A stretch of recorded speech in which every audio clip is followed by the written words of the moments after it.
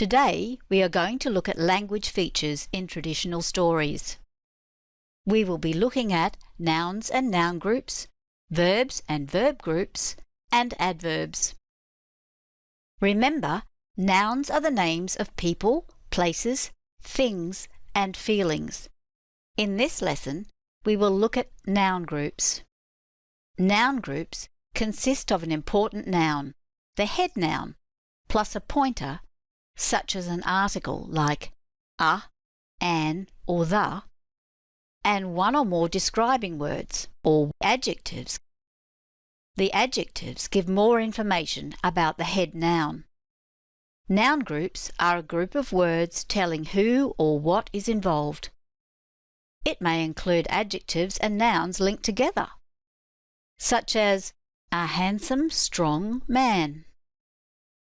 Listen to this section of The Tiger, the Rabbit, and Chung Ho. Long ago, a weary traveller named Chung Ho was cutting through a deep ravine when he heard a strange voice. "Help me! Help me! Please, somebody take pity on me!" The traveller, being a kind and gentle man, hurried to the sound. Can you see two noun groups here?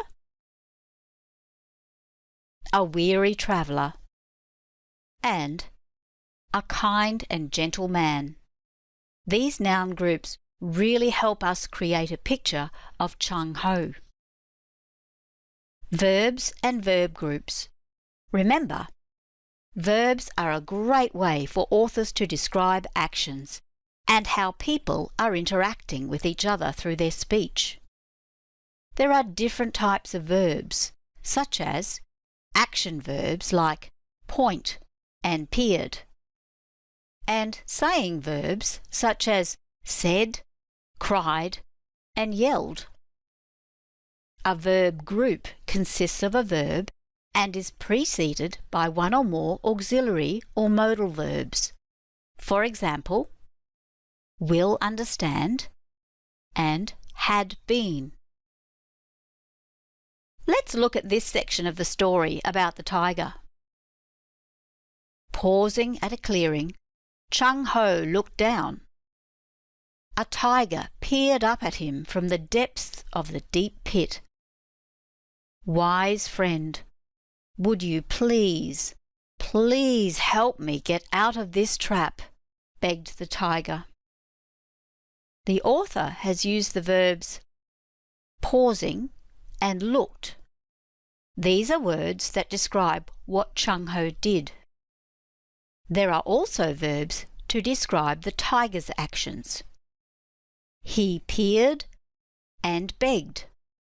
These verbs tell you that the tiger is struggling and pleading and needs help.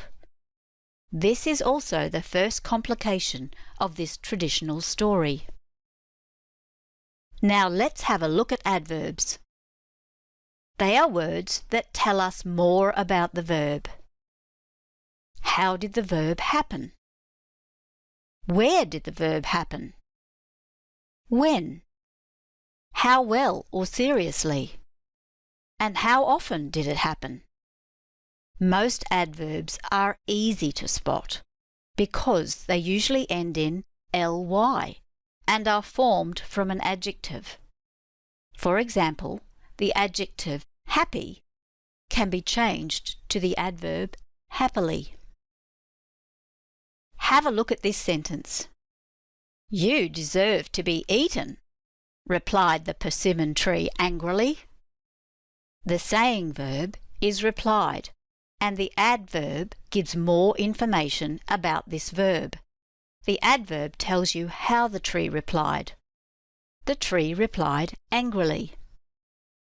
Why did the author use the adverb angrily to explain how the persimmon tree spoke?